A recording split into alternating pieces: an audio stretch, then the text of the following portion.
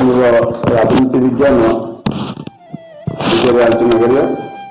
प्रथम अध्याय मौलिक अधिकार, मौलिक कर्तव्य और राष्ट्रनीति तार नियामक निर्देशावली। ये विषय प्रथम पाठ हूँ मौलिक अधिकार, फंडामेंटल राइट्स। आमर जो संविधान आमर देशटी हूँ गणतांत्रिक राष्ट्र। ये गणतांत्रिक राष्ट्र गणतंत्र अर्थात जो लोक मान शासन तार लक्ष्य है व्यक्तिर व्यक्तित्व विकास, व्यक्तिर व्यक्तित्व वस्तुत्व व्यक्तिर स्वाधीनता पर आधारित। जदि व्यक्तिर स्वाधीनता नहीं ताले तार व्यक्तित्व विकास हो पार नहीं, कारण सी जो अन्यर शासनाधीन हम अन्यर निर्देश परिचालित हम तेणु तार निजर स्वाधीनता को सी सब्यस्त कर फल तार व्यक्तित्व विकास हम नहीं। तेणु गणतांत्रिक राष्ट्र में व्यक्तिर स्वाधीनता और राष्ट्र क्षमता मध्य भारसाम्य रही है। अर्थात व्यक्तिर स्वाधीनता एवं राष्ट्र क्षमता मध्य व्यक्ति यदि संपूर्ण स्वाधीनता पाए तेज पाखे स्वेच्छाचारिता गुण प्रकाशित हम। तेणु व्यक्तिर स्वाधीनता रक्षा सहित राष्ट्रीय नीति, राष्ट्रीय धर्म ये सब पालन से राष्ट्र पाखे एक क्षमता रहा दरकार। विश्व में अनेक गणतांत्रिक राष्ट्र में यही भारसाम्य रक्षा करने नागरिक मानू केतक मौलिक अधिकार प्रदान कर। अर्थात गोटे देश गणतांत्रिक राष्ट्र जी बासिंदा से नागरिक केतगुड़ी मौलिक सुविधा सुजोग पाई जहाँ भी कहुए तार मौलिक अधिकार। यही मौलिक अधिकार द्वारा नागरिक निजर व्यक्तित्व विकास करने संगे संगे राष्ट्र यथेच्छाचार क्षमता को संकुचित करें। अर्थात यदि राष्ट्र नियामक राष्ट्र को जी परिचालना करती से स्वेच्छाचारी होती से विरुद्ध में स्वर उत्तोलन कर क्षमता गोटे नागरिक पाई यही अधिकार बल। तेणु भारत में अन्य गणतांत्रिक राष्ट्र पर नागरिक मान मौलिक अधिकार प्रदान कर। देश जो संविधान लिखाई से संविधान तृतीय भाग धारा 12 रु धारा 35 मध्य यही मौलिक अधिकार गुड़िक विषय वर्णना कराई। तेणु आमर संविधान जो मैंने प्रणेता थे से मौलिक अधिकार आवश्यकता अनुभव कला बेले अनेक अंश अमेरिकार अधिकार संपर्कित आईन द्वारा प्रभावित होते। तेणु अमेरिका एक बृहत गणतांत्रिक राष्ट्र, तार संविधान एवं तार नागरिक मान जो अधिकार आईन अच्छी अधिकार आईन अच्छी से अधिकार आईन को लक्ष्य करी भारतर नागरिक मान मौलिक अधिकार सब पर्यवेसित होती। अधिकार गुड़ी मौलिक अधिकार कहुए कारण प्रत्येक भारतीय नागरिकर उत्तम जीवन यापन और व्यक्तिगत सुरक्षा लगी एगुड़िक दरकार। यही अधिकार गुड़िक कहार व्यक्तिगत इच्छा संशोधन कर संकुचित कर। व्यक्ति तार से अधिकार गुड़िक स्वच्छंद उपभोग कर। तेरे पे आम आज से मौलिक अधिकार लक्षण विषय आलोचना करवा। तार स्वतंत्र लक्षण गुड़िक कौन? व्यक्तिर से लक्षण प्रथम गोटी हूँ व्यक्तिर व्यक्तित्व पूर्ण परिप्रकाश यह निहाती दरकार। सरकार यथेच्छाचार शासन उपरे यही अधिकार कौन करे ना अंकुश लगाए। अर्थात सरकार को सचेतन कर दिए जे व्यक्तिर अधिकार यह अच्छी तेरे व्यक्ति उपरे यही सब स्वेच्छाचार मनोवृत्ति सरकार पर्यवेक्षण हो पार ना। द्वितीय तृतीय ये अधिकार गुड़िकर परिवर्तन बा प्रत्याहार गोटे साधारण आईन बल हो पार ना। गोटे अधिकार जो दिखाई संविधान में मौलिक अधिकार व्यक्ति मान दिखाई जदि केतबेले गणतांत्रिक सरकार बदल था जदि कौन सरकार को सुहाए ना सी चाहिए जे मु व्यक्ति मान मौलिक अधिकार को संकुचित करदेवी सेमती कौन साधारण आईन बल से कर भारतर समस्त नागरिक ଜାତି ଧର୍ମ ବର୍ଣ୍ଣ ଲିଙ୍ଗ ନିର୍ବିଶେଷରେ এই ଅଧିକାରକୁ ଉପଭୋଗ କରିବେ। ଆମେ ଆମ ଦେଶରେ ବିଭିନ୍ନ ଧର୍ମ ବିଭିନ୍ନ ଜାତି ବର୍ଣ୍ଣର ଲୋକ ଏବଂ ପୁରୁଷ ନାରୀ ଏବଂ ଏବେ ଗୋଟେ ନୂଆ ଜାତି ସୃଷ୍ଟି ହେଇଛି କିନ୍ନର ଜାତି ସେମାନେ ଅଛନ୍ତି। ତେଣୁ ଆମର ଏଇ ମୌଳିକ ଅଧିକାର ସମସ୍ତଙ୍କ ପାଇଁ ନିର୍ବିବାଦରେ ସମାନ, ସମସ୍ତେ ତାକୁ ଉପଭୋଗ କରିପାରିବେ। ସେଠି ଧର୍ମର ପ୍ରାବଧ ନାହିଁ କିମ୍ବା ଜାତି ବର୍ଣ୍ଣ ଆର ପ୍ରାବଧ ନାହିଁ। ଏହି ଅଧିକାର ଗୁଡ଼ିକ ନିରଙ୍କୁଶ ନୁହେଁ, ଅର୍ଥାତ୍ ଆକୁ ଯେ ଆମେ ସବୁ ସମୟରେ ଉପଭୋଗ କରିବୁ ସେମିତି ବି ହେଇପାରିବ ନାହିଁ। ଜରୁରୀ ପରିସ୍ଥିତିରେ ଓ ପ୍ରତିଷେଧକ ମୂଳକ ଅଟକ କାରଣରୁ ଏହି ଅଧିକାରକୁ ମଧ୍ୟ ସାମୂହିକ ଭାବେ ସଂକୁଚିତ ବା ସ୍ଥଗିତ ବା ନିଲମ୍ବିତ ରଖାଯାଇପାରିବ। ତମେ ବର୍ତ୍ତମାନ ପରିସ୍ଥିତି ଲକ୍ଷ୍ୟ କଲେ ବେଶ ଭଲ ଭାବରେ ଏଇ ନିୟମଟିକୁ ବୁଝିପାରିବ, ସଂଖ୍ୟା ଲକ୍ଷଣଟିକୁ ବୁଝିପାରିବ। ଆଜି ଆମ ଦେଶରେ ବା ପୃଥିବୀରେ ଏଇ ଯୋଉ କରୋନାର ପ୍ରକୋପ ବଢି ଚାଲିଛି, ତେଣୁ ସରକାର ତାଙ୍କର ସ୍ୱତନ୍ତ୍ର କ୍ଷମତା ବଳରେ କଣ କରୁଛନ୍ତି ନା ଆମକୁ ଲକଡାଉନ ସଟଡାଉନ ଭଳି ପରିସ୍ଥିତିରେ ସମ୍ମୁଖୀନ ହେବାକୁ ପଡୁଛି। ଆମର ଆମେ କରୋନା ସଂକ୍ରମିତ ନହେଲେ ମଧ୍ୟ ଆମକୁ ଘରେ ରହିବା ପାଇଁ ବାଧ୍ୟ ହେବାକୁ ପଡୁଛି। ଆଜି ଆମର ପାଠ ପଢା ବନ୍ଦ ହେଇଛି, ଆମେ ଅନଲାଇନରେ ପାଠ ପଢୁଛୁ କାରଣ ସରକାରଙ୍କ ଇଚ୍ଛା ଅନୁସାରେ, କାରଣ ଆମେ ସ୍କୁଲ ଯିବା ପାଇଁ ବାରଣ କରାଯାଇଛି। ତାର କାରଣ କଣ ନା ଯେହେତୁ ଗୋଟେ ବୃହତ ସ୍ୱାର୍ଥ ଜନମଙ୍ଗଳ ସ୍ୱାର୍ଥ এই ରୋଗଟି ବ୍ୟାପିଯିବ, ତେଣୁ ଏଟା ଜରୁରୀ ପରିସ୍ଥିତି। ତେଣୁ ସରକାର ତାଙ୍କର ସ୍ୱତନ୍ତ୍ର କ୍ଷମତା ବଳରେ ଆମର ଯୋଉ ମୌଳିକ ଅଧିକାର ଆମେ ସ୍ୱଚ୍ଛନ୍ଦରେ ସବୁ ସ୍ଥାନକୁ ସବୁବେଳେ ଯାଇପାରିବୁ, ସବୁବେଳେ ଯାଇ ଆସିପାରିବୁ ବା ଆମେ ସବୁଠି ସବୁ କଥା କହିପାରିବୁ, ଏ ଅଧିକାରକୁ ଆମଠାରୁ ବର୍ତ୍ତମାନ ସାମୟିକ ଭାବେ ବାରଣ କରାଯାଇଛି, କିନ୍ତୁ ସମ୍ପୂର୍ଣ୍ଣ ଭାବରେ କାଢି ନିଆଯାଇନାହିଁ। ଏଇଟା ହଁ, ସମ୍ବିଧାନରେ ପ୍ରଦତ୍ତ ମୌଳିକ ଅଧିକାରକୁ ସଂକୁଚିତ ବା ପ୍ରତ୍ୟାହାର କରିବା କ୍ଷମତା କେବଳ ଭାରତର ସଂସଦର ରହିଛି। ଆମର ଯୋଉ ସଂସଦ ଲୋକସଭା ରାଜ୍ୟସଭା ଯଦି ଆବଶ୍ୟକ ପଡେ ଏଇ ମୌଳିକ ଅଧିକାରକୁ ସଂକୁଚିତ କରିବା ପାଇଁ ବା ପ୍ରତ୍ୟାହାର କରିବା ପାଇଁ, ତାହେଲେ ସଂସଦର ଉଭୟ ଗୃହରେ ଲୋକସଭା ଓ ରାଜ୍ୟସଭାରେ ଏହା ଅନୁମୋଦିତ ହେବ ଏବଂ ରାଷ୍ଟ୍ରପତିଙ୍କ ଦ୍ୱାରା ସ୍ୱୀକୃତି ପ୍ରାପ୍ତ ହେଲେ ଏହି ଅଧିକାର ଆମର ସଂକୁଚିତ ବା ପ୍ରତ୍ୟାହାର ହୋଇପାରେ। ଏହି ଅଧିକାର ଗୁଡ଼ିକ ନ୍ୟାୟାଳୟରେ ପ୍ରତିପାଦନୀୟ, ଅର୍ଥାତ୍ କୌଣସି ନାଗରିକର ମୌଳିକ ଅଧିକାର କ୍ଷୁଣ୍ଣ ହେଲେ ସେ ନ୍ୟାୟାଳୟରେ ଆଶ୍ରୟ ନେଇ ତାର ପ୍ରତିକାର କରିପାରିବ।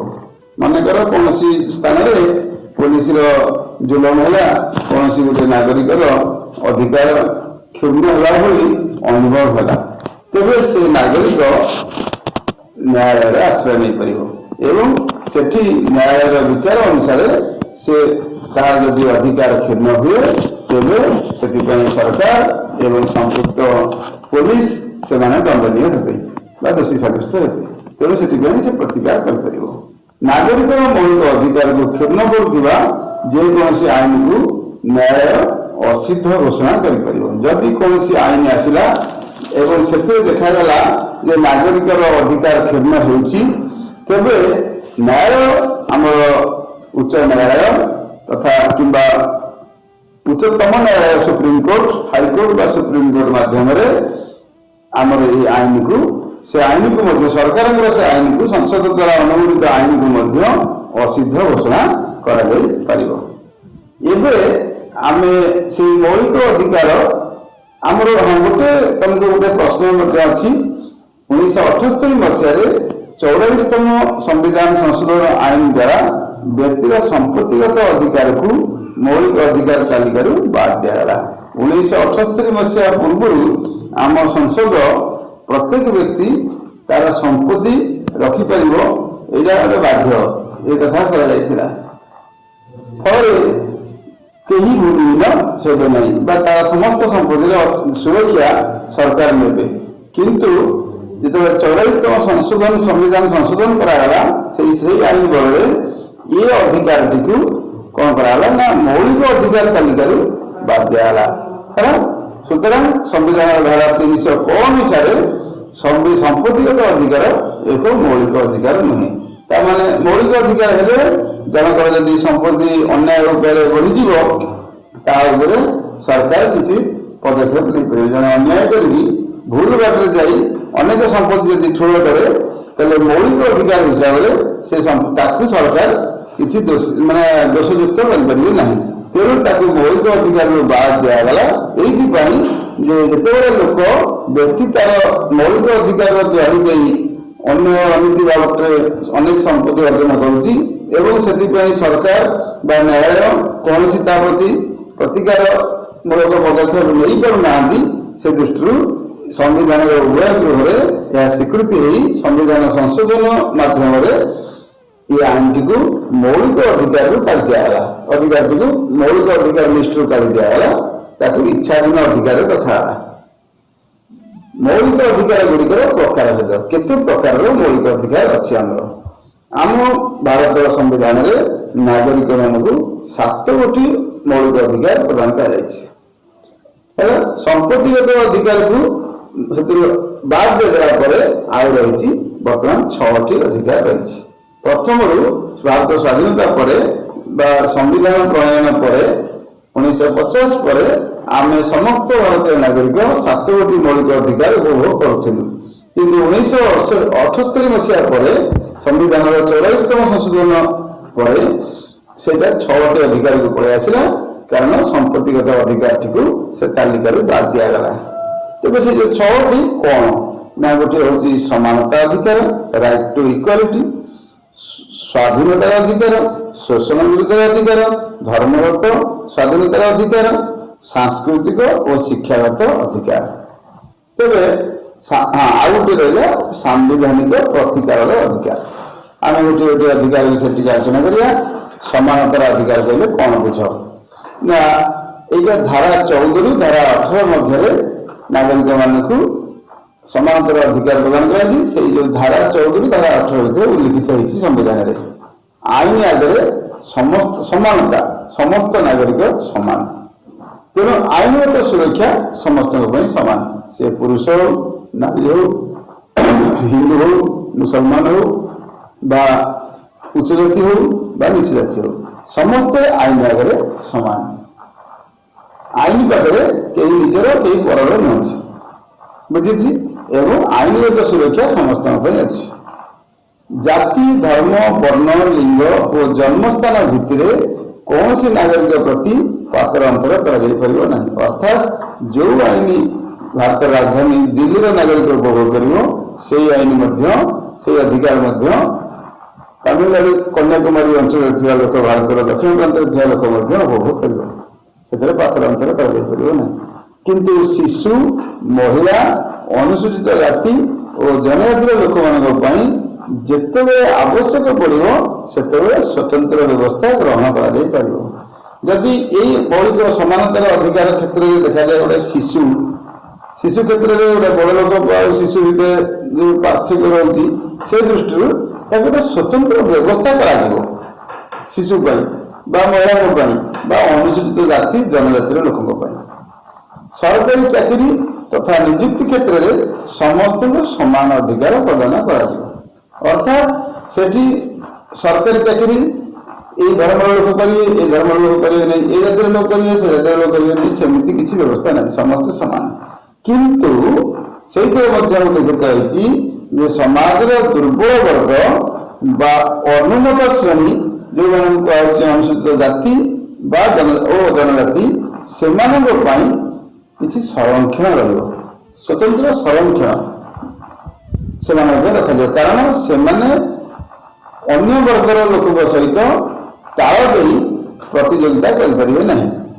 ତେଣୁ ସେମାନଙ୍କ ପାଇଁ ସଂରକ୍ଷିତ, ସେମାନଙ୍କର ଯେଉଁ ଆର୍ଥିକ, ରାଜନୈତିକ, ସାମାଜିକ, ସାଂସ୍କୃତିକ ଉନ୍ନତି କର୍ତ୍ତେ ଏ ସଂରକ୍ଷଣ ବ୍ୟବସ୍ଥାଟି କରାଯାଇଛି। କିନ୍ତୁ ତାହା ଅସ୍ଥାୟୀ ଭାବେ ସେମାନଙ୍କର ଯେତେବେଳେ ଉନ୍ନତି ହେଇଯିବ, ସେ ଏ ସ୍ୱତନ୍ତ୍ର ଅଧିକାରଟିକୁ ପୁଣି ବାଦ ଦିଆଯିବ, ସଂରକ୍ଷଣ ବ୍ୟବସ୍ଥାଟିକୁ ବାଦ ଦିଆଯିବ। ଏବେ ମଧ୍ୟ ସେ ସଂରକ୍ଷଣ ବ୍ୟବସ୍ଥାଟି ବଳବତ୍ତର ଅଛି। ଅସ୍ପୃଶ୍ୟତା ନିବାରଣ କରାଯିବା ସହିତ ଏହାର ବିଲୋପ ସାଧନ କରାଯିବ। ଛୁଆଁ ଅଛୁଆଁ ଭେଦଭାବ, ଏ ଘୃଣ୍ୟ ପ୍ରଥା ରହିବ ନାହିଁ। ଦେଶରେ କୌଣସି ନାଗରିକ କହିପାରିବ ନାହିଁ ଯେ ମତେ ସେ ଛୁଇଁଦେଲା ଗୋଟେ ବିରାଟ ଭୁଲ କଲା। ତେଣୁ ଅସ୍ପୃଶ୍ୟତାକୁ ନିବାରଣ କରାଯାଇଛି। ସମସ୍ତ ପ୍ରକାର ଆଳଙ୍କାରିକ ଉପାଧି ଗୁଡ଼ିକ ଉଚ୍ଛେଦ କରାଯାଇଛି। ମାତ୍ର ସ୍ୱାଧୀନତା ପରଠାରୁ ଦେଶରେ ଉଲ୍ଲେଖନୀୟ ସେବା ପ୍ରଦାନ କ୍ଷେତ୍ରରେ ରାଷ୍ଟ୍ରପତିଙ୍କ ଦ୍ୱାରା ଭାରତ ରତ୍ନ, ପଦ୍ମବିଭୂଷଣ, ପଦ୍ମଭୂଷଣ, ପଦ୍ମଶ୍ରୀ ଆଦି ଉପାଧି ପ୍ରଦାନ ପାଇଁ ସରକାର ବ୍ୟବସ୍ଥା କରିଛନ୍ତି। ପ୍ରଥମେ ଯୋଉ କୁହା ସମସ୍ତ ପ୍ରକାର ଆଳଙ୍କାରିକ ଉପାଧି, ତା ଅର୍ଥ କଣ ନା ଯେତେବେଳେ ଇଂରେଜ ମାନେ ଆମ ଦେଶରେ ଶାସନ କରୁଥିଲେ, ଯେଉଁ ଭାରତୀୟ ମାନେ ସେମାନଙ୍କୁ ସହଯୋଗ କରୁଥିଲେ ସେମାନଙ୍କୁ ବିଭିନ୍ନ ପ୍ରକାର ଉପାଧିରେ ସେମାନେ ଭୂଷିତ କରୁଥିଲେ। ନାଇଟ୍ ଦଉଥିଲେ, କାଇଜରୀ ହିନ୍ଦ ଦଉଥିଲେ, ଗାନ୍ଧିଜୀ କାଇଜରୀ ହିନ୍ଦ ଦିଆହେଇଥିଲା। ସେମିତି ଅନ୍ୟମାନଙ୍କୁ ଚୌଧୁରୀ, ରାୟଚୌଧୁରୀ ଇତ୍ୟାଦି ସବୁ ଉପାଧି ଦିଆଯାଇଥିଲା। କିନ୍ତୁ ଭାରତର ସାମ୍ବିଧାନିକ ନିୟମ ଅନୁସାରେ ସେ ପ୍ରକାର ଉପାଧି, ଆଳଙ୍କାରିକ ଉପାଧି ବ୍ୟକ୍ତିକୁ ଦିଆଯିବ ନାହିଁ ବୋଲି ନିଷ୍ପତ୍ତି ନିଆଗଲା। କିନ୍ତୁ ଯେଉଁ ନାଗରିକ ମାନେ ଦେଶର ଉନ୍ନତି କରିତେ ଉଲ୍ଲେଖନୀୟ ସେବା ପ୍ରଦାନ କରିଥିବେ ସେମାନଙ୍କୁ ରାଷ୍ଟ୍ରପତି ସେମାନଙ୍କର ସେବା ପ୍ରଦାନ କ୍ଷେତ୍ରରେ ବା ଏହିସବୁ ପଦବୀ ଭାରତ ରତ୍ନ, ପଦ୍ମଭୂଷଣ, ପଦ୍ମଶ୍ରୀ ଆଦି ଉପାଧି ପ୍ରଦାନ କରିଥାନ୍ତି। ଯେମିତି ଧରନ୍ତୁ ଖେଳ ଉପରେ ଯେଉଁମାନେ ଉଲ୍ଲେଖନୀୟ ସେବା ପ୍ରଦାନ କରି ଭାରତ ଦେଶର ନାଁକୁ ସାରା ବିଶ୍ୱରେ ଚର୍ଚ୍ଚିତ କରିପାରିଛନ୍ତି ସେମାନଙ୍କୁ ଦିଆଯାଏ। କିମ୍ବା ପୋଲିସ କି ସେଇଭଳି ଜଣେ ରାଷ୍ଟ୍ର ନାୟକ ଯେଉଁମାନେ ଦେଶ ପାଇଁ ନିଜ ଜୀବନ ଦେବା ପାଇଁ ମଧ୍ୟ ପଛେଇ ନାହାନ୍ତି ସେମାନଙ୍କୁ ସାମ୍ବିଧାନିକ ଭାବେ ରାଷ୍ଟ୍ରପତି ଏ ଉପାଧି ସବୁ ପ୍ରଦାନ କରନ୍ତି। କଳା, ବିଜ୍ଞାନ, ସାହିତ୍ୟ ଏସବୁ କ୍ଷେତ୍ରରେ ମଧ୍ୟ ଏ ଉପାଧି ସବୁ ଦିଆଯାଏ। ବିଶ୍ୱବିଦ୍ୟାଳୟ ତଥା ଅନ୍ୟାନ୍ୟ ଉଚ୍ଚ ଶିକ୍ଷାନୁଷ୍ଠାନ ଗୁଡ଼ିକୁ ବିଭିନ୍ନ ଶିକ୍ଷା ସମ୍ବନ୍ଧୀୟ ଉପାଧି ପ୍ରଦାନ କରିବାର ଅଧିକାର ମଧ୍ୟ ଦିଆଯାଇଛି। ବିଶ୍ୱବିଦ୍ୟାଳୟ ମାନେ ସବୁ ସେମାନଙ୍କର ଶିକ୍ଷା କ୍ଷେତ୍ରରେ ଯେଉଁମାନେ ଉଲ୍ଲେଖନୀୟ ସଫଳତା ହାସଲ କରନ୍ତି ସେମାନଙ୍କୁ ମଧ୍ୟ ଉପାଧି ଦିଆଯାଇଛି। ସେହିପରି ରାଷ୍ଟ୍ର ଦ୍ୱାରା ବିଭିନ୍ନ ପ୍ରକାର ସାମରିକ ଉପାଧି ପ୍ରଦାନ ମଧ୍ୟ ବ୍ୟବସ୍ଥା କରାଯାଇଛି। ପରମବୀର ଚକ୍ର, ପରମବୀର ଚକ୍ର ପରି ଅର୍ଜୁନ ପୁରସ୍କାର, ପରମବୀର ଚକ୍ର ଏଇଭଳି ସବୁ ଉପାଧି ମଧ୍ୟ ସାମରିକ କ୍ଷେତ୍ରରେ ଯେଉଁମାନେ ଦେଶ ପାଇଁ ଜୀବନ ଦେଇଛନ୍ତି ସେମାନଙ୍କୁ ଦିଆଯାଏ। ଇଏ ହେଲା ସମାନତାର ଅଧିକାର। ଆମେ ଏବେ ସ୍ୱାଧୀନତାର ଅଧିକାର ବିଷୟରେ ଆଲୋଚନା କରିବା। ସ୍ୱାଧୀନତାର ଅଧିକାର ସମ୍ବିଧାନର ଧାରା 19 ରୁ ଧାରା 22 ମଧ୍ୟରେ ଆଲୋଚନା ହେଇଛି ଏବଂ ଧାରା 19ରେ ପ୍ରଥମେ 7ଗୋଟି ପ୍ରସଙ୍ଗରେ ନାଗରିକମାନଙ୍କୁ ସ୍ୱାଧୀନତା ଦିଆଯାଇଥିଲା। 1978ର 44ତମ ସଂଶୋଧନ ଆଇନ ମାଧ୍ୟମରେ ଗୋଟିଏ କରିଦିଆଗଲା, ସମ୍ପତ୍ତିଗତ ସ୍ୱାଧୀନତାର ଅଧିକାରକୁ ବାଦ ଦିଆଗଲା। ତେଣୁ 6ଟି ସ୍ୱାଧୀନତାର ଅଧିକାର ଉପଭୋଗ କରୁଛନ୍ତି। ଆମେ ସବୁ କଣ ସ୍ୱାଧୀନତା ପାଇଛେ, କୋଉ ଅଧିକାର ପାଇଛେ ନା ଭାଷଣ ତଥା ମତାମତ ପ୍ରକାଶ କରିବାର ସ୍ୱାଧୀନତା। ଯେତେବେଳେ ଆମ ଗୋଟେ ରାଷ୍ଟ୍ରନାୟକ ଯେଉଁମାନେ ବା ସରକାରର ମୁଖ୍ୟ ଯେଉଁମାନେ ସେମାନେ ଯଦି କିଛି ତ୍ରୁଟି ବିଚ୍ୟୁତି କରନ୍ତି ସାଧାରଣ ନାଗରିକଟିଏ ମଧ୍ୟ ତାର ମତାମତ ଦେଇପାରେ। କିନ୍ତୁ ରାଜତନ୍ତ୍ର ବ୍ୟବସ୍ଥାରେ ସାଧାରଣ ନାଗରିକ ସରକାରଙ୍କର ତ୍ରୁଟି ହେଲେ ମଧ୍ୟ ସେ ମୁହଁ ଖୋଲି କହିପାରେ ନାହିଁ, କାରଣ ସେ ଦଣ୍ଡିତ ହୁଏ। ଏବଂ ଭାଷଣ ଦେବାର ବାକ୍ ସ୍ୱାଧୀନତା ଆମକୁ ମିଳିଛି। ଶାନ୍ତିପୂର୍ଣ୍ଣ ଭାବରେ ନିରସ୍ତ୍ର ହୋଇ ସମାବେଶରେ ମିଳିତ ହେବାର ସ୍ୱାଧୀନତା ମଧ୍ୟ ମିଳିଛି। ସଂଘ ବା ସମିତି ଗଠନର ସ୍ୱାଧୀନତା ମଧ୍ୟ ମିଳିଛି। ଆମେ ସଂଘ ବା ସମିତି ମାଧ୍ୟମରେ ଆମର ବିଭିନ୍ନ କଥା ଆମେ ବିଭିନ୍ନ ମତାମତ ଦେଇପାରୁ। ଭାରତ ଭୂଖଣ୍ଡ ମଧ୍ୟରେ ଅବାଧ ବିଚରଣର ସ୍ୱାଧୀନତା ମିଳିଛି। ଆମେ ଭାରତର ନାଗରିକ, ତେଣୁ ଭାରତର ଯେକୌଣସି ସ୍ଥାନକୁ ବିନା ସ୍ୱୀକୃତିରେ ମଧ୍ୟ ଆମେ ଯାଇ ଆସି ପାରିବୁ, ଏ କ୍ଷମତାଟି ଆମକୁ ମିଳିଛି। ଭାରତରେ ଯେକୌଣସି ସ୍ଥାନରେ ବସବାସ କରିବାର ସ୍ୱାଧୀନତା ମଧ୍ୟ ମିଳିଛି।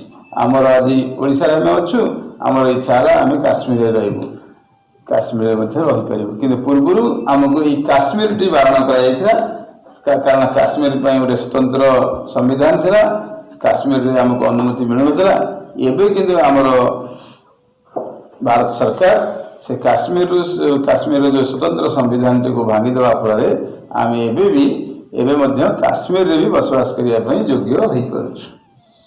ଯେକୌଣସି ବୃତ୍ତି, ଜୀବିକା, ବାଣିଜ୍ୟ, ବ୍ୟବସାୟ କରିବାର ସ୍ୱାଧୀନତା ଆମକୁ ଦିଆଯାଇଛି।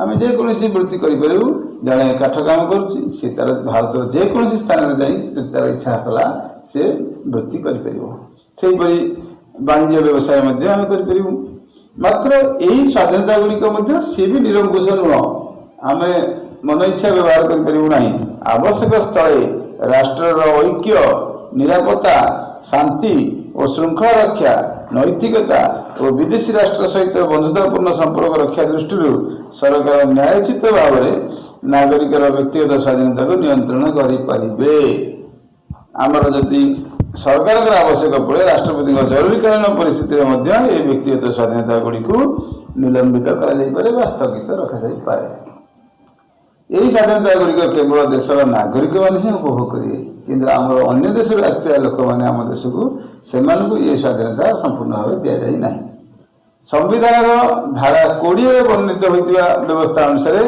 दोषी व अपराधी विवेचित होता व्यक्ति को निम्नोक्त 3टी अधिकार प्रदान कर जदि भारतीय नागरिक गोटे दोषी हुए कौन कारण दोषी हुए तेबे ताकू से 3टा अधिकार भी से पाउछि केमती ना कौन सी व्यक्ति सही समय प्रचलित नथिबा कौन सी आईन अनुसार दंडित हेबेनि जो आईन टी प्रचलित नहीं से आईन अनुसार से दंडित हो पारे ना कौन सी व्यक्ति गोटे अपराध पर 2 थर दंड भोग करें ना कौन सी व्यक्ति को निज विरोध में साक्ष्य देवाक बाध्य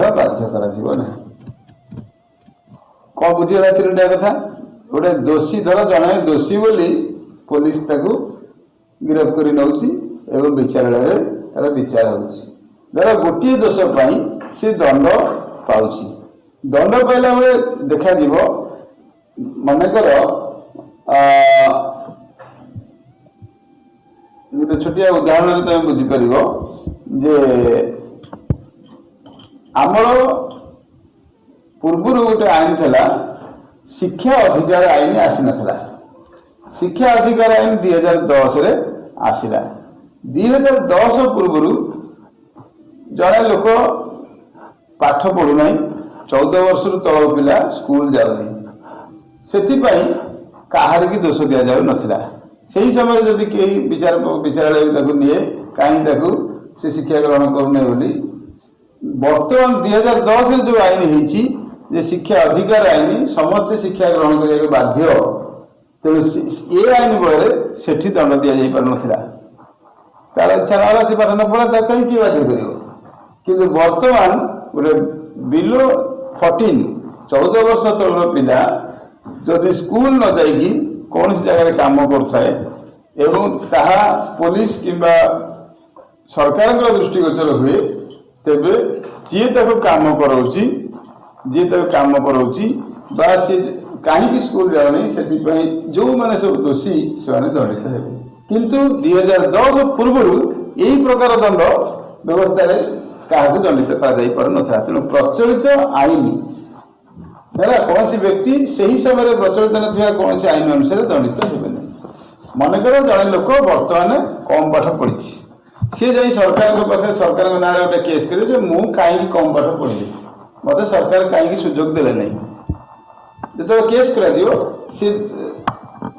देखा सी 2010 पूर्व केते वर्ष होता जो समय से पाठ छाड़ी जदि 2011-12 से पाठ छाड़ी जाए 8म श्रेणी पूर्व तेले सेठी जो मैंने संश्लिष्ट थे से दंडित हे कि 2010 पूर्व जब से पाठ छाड़ी थो ताले सेठी कहीं दंडित हेबेनि कारण से ये आईन आसी ना शिक्षा अधिकार आईन आसी ना तेणु से वंचित होता सेमती कौन सी व्यक्ति जदि गोटे अपराध पर थरे दंड पाई पुणी सेकेंड टाइम दंड दिज्व से अपराध पर कौन सी व्यक्ति को निज विरुद्ध में साक्ष्य देवाक बाध्य करा धर पुलिस कह हाँ तू कह चोरी करू गोटे लोक को धरिकी नहीं कारण पुलिस तार निजर जितापट बाध्य कर बाड़की जे तू कह हाँ चोरी करू से पुलिस पाखे माड़ भय हूँ कहीदे पारे हाँ मुझे चोरी कर पुलिस लिखिनेला चोरी करे मानुची किंतु जो से काठगड़े कोर्ट रे ठिया कह मत पुलिस बाध्य कला हाँ चोरी कर कह मुझे कि चोरी करनी तेज कथाटी ग्रहणीय हम तेणु निज विरुद्ध साक्षी देवाई କାହାକୁ ବାଧ୍ୟ କରାଯାଇପାରିବ ନାହିଁ। ସମ୍ବିଧାନର ଧାରା 21 ଅନୁସାରେ ଆଇନ ଅନୁମୋଦିତ ପନ୍ଥା ଭିନ୍ନ ଅନ୍ୟ କୌଣସି ପନ୍ଥାରେ ନାଗରିକକୁ ତାର ଜୀବନ ଓ ବ୍ୟକ୍ତିଗତ ସ୍ୱାଧୀନତାରୁ ବଞ୍ଚିତ କରାଯିବ ନାହିଁ। ଶିକ୍ଷା ଲାଭକୁ ମୌଳିକ ଅଧିକାର ଭାବେ ସମ୍ବିଧାନର ଧାରା 21 କ ରେ ଯୋଗ କରାଯାଇଛି। 2010 ଏପ୍ରିଲ ମାସର 1 ତାରିଖ ଠାରୁ ଏହା କାର୍ଯ୍ୟକାରୀ ହୋଇ ଶିକ୍ଷା ଅଧିକାର ଆଇନ ଅନୁସାରେ 6 ବର୍ଷରୁ 14 ବର୍ଷ ବୟସ ମଧ୍ୟରେ ଥିବା ବାଳକ ବାଳିକା ମାନେ ଶିକ୍ଷାଦାନ ବାଳକ ବାଳିକା ମାନଙ୍କ ପାଇଁ ଶିକ୍ଷାଦାନ ମାଗଣା ଓ ବାଧ୍ୟତାମୂଳକ ହୋଇଛି। ସମ୍ବିଧାନର ଧାରା 22 ଅନୁଯାୟୀ ପ୍ରତ୍ୟେକ ନାଗରିକକୁ ପ୍ରଦତ୍ତ କେତେକ ସୁରକ୍ଷା ଅଧିକାର ବଳରେ ସେ ପୋଲିସର ବେଆଇନ ଗିରଫଦାରୀରୁ ନିଜକୁ ମୁକ୍ତ ରଖିପାରିବେ। ପୋଲିସ ମନ ଇଚ୍ଛା କାହାକୁ ଗିରଫ କରିପାରିବ ନାହିଁ। 22 ଧାରା ଅନୁଯାୟୀ ଗିରଫ ହୋଇଥିବା ପ୍ରତ୍ୟେକ ବ୍ୟକ୍ତିକୁ ଗିରଫ ହେବାର କାରଣ ଯଥାଶୀଘ୍ର ଜଣାଇ ଦିଆଯିବ। କାହିଁକି ସେ ଗିରଫ ହେଲା ସେଥିପାଇଁ ତାକୁ କାରଣ ପୋଲିସ ଜଣାଇବ। ପୋଲିସ ବ୍ୟକ୍ତି ଜଣକ ଚାହିଁଲେ ଗିରଫ ହୋଇଥିବା ବ୍ୟକ୍ତି ଜଣକ ଚାହିଁଲେ ନିଜ ପସନ୍ଦ ଅନୁସାରେ ଓକିଲ ସହିତ ପରାମର୍ଶ କରି ସେ ପୋଲିସ ଠାରୁ ନିଜର ସୁରକ୍ଷା ପାଇଁ ସେ ବ୍ୟବସ୍ଥା ଗ୍ରହଣ କରିପାରିବ। ଗିରଫ ହୋଇଥିବା ବ୍ୟକ୍ତିକୁ ଗିରଫ ହେବାର 24 ଘଣ୍ଟା ମଧ୍ୟରେ ନିକଟତମ ମାଜିଷ୍ଟ୍ରେଟଙ୍କ ଅଦାଲତରେ ହାଜର କରାଯିବା ବାଧ୍ୟତାମୂଳକ। ପୋଲିସ ଜଣକୁ ଗିରଫ କରି ନେଇ ଅତି ବେଶୀରେ 24 ଘଣ୍ଟା ପର୍ଯ୍ୟନ୍ତ ତା ନିଜ ପାଖରେ ରଖିପାରିବ, ବେଶୀ ସମୟ ରଖିପାରିବ ନାହିଁ। ସିଏ କୌଣସି ଏକ ଅଦାଲତରେ ମାଜିଷ୍ଟ୍ରେଟଙ୍କ ପାଖରେ ତାକୁ ପହଞ୍ଚାଇବ ଏବଂ ସେଠୁ ସେ ଜାମିନ ବା ମାଜିଷ୍ଟ୍ରେଟଙ୍କ ବିନା ଆଦେଶରେ ତାକୁ କେହି ଅଟକ ରଖିପାରିବେ ନାହିଁ। ଏହି ବ୍ୟବସ୍ଥା ଗୁଡ଼ିକ କେବଳ ଭାରତର ନାଗରିକ ମାନଙ୍କ ପାଇଁ ପ୍ରଯୁଜ୍ୟ। ବିଦେଶୀ ନାଗରିକ ମାନେ ଏ ସୁବିଧା ପାଇପାରିବେ ନାହିଁ। ଆମ ଦେଶରେ ଯେଉଁ ବିଦେଶୀ ନାଗରିକ ମାନେ ଆସି ରହୁଛନ୍ତି ସାମୂହିକ ଭାବରେ ସେମାନଙ୍କୁ ସେ ଆଇନର ପରିସରଭୁକ୍ତ କରାଯାଇପାରିବ ନାହିଁ। ସେହିପରି ଜାତୀୟ ନିରାପତ୍ତା ଆଇନ, ପ୍ରତିଷେଧମୂଳକ ଅଟକ ଆଇନ ଏବଂ ସନ୍ତ୍ରାସବାଦୀ ଓ ଦୋଷାତ୍ମକ କାର୍ଯ୍ୟାବଳୀ ନିବାରଣ ଆଇନ ଦ୍ୱାରା ଅଟକ ହୋଇଥିବା ବ୍ୟକ୍ତିଙ୍କ ପ୍ରତି ଏହି ବ୍ୟବସ୍ଥା ଲାଗୁ ହେବ ନାହିଁ। କିନ୍ତୁ ଭାରତୀୟ ନାଗରିକ ଯଦି ଜାତୀୟ ନିରାପତ୍ତା ଆଇନକୁ ଉଲ୍ଲଂଘନ କରୁଥାଏ, ଯେଉଁଥିରେ କି ସାରା ଦେଶର ନିରାପତ୍ତା ରହିବ, ତା ମାନେ ମୋତେ 24 ଘଣ୍ଟା ପୋଲିସ ରଖିପାରିବ ନାହିଁ, ମୁଁ ଗୋଟେ କୌଣସି ସରକାରୀ ଗୁରୁତ୍ୱପୂର୍ଣ୍ଣ ଦଲିଲକୁ ବିଦେଶୀ ଲୋକଙ୍କୁ ବିକିଦେବି କିମ୍ବା ସନ୍ତ୍ରାସବାଦୀ କାର୍ଯ୍ୟକ୍ରମ କରିବି, ତାହେଲେ ମୋତେ ପୋଲିସ ରଖିପାରିବ ନାହିଁ, ସେ କଥା ନୁହଁ। ସେଠି ସେମାନେ ସେଇ କେସ୍ରେ ସେମାନଙ୍କ ପାଇଁ ଏ ଆଇନ ଯେଉଁ ଅଧିକାର ଲାଗୁ ହେବ ନାହିଁ। ତାପରେ ଆମେ ଶୋଷଣ ବିରୁଦ୍ଧରେ ଅଧିକାର ବିଷୟରେ ଆଲୋଚନା କରିବା। ଏବେ ବିରାମ ନେବା।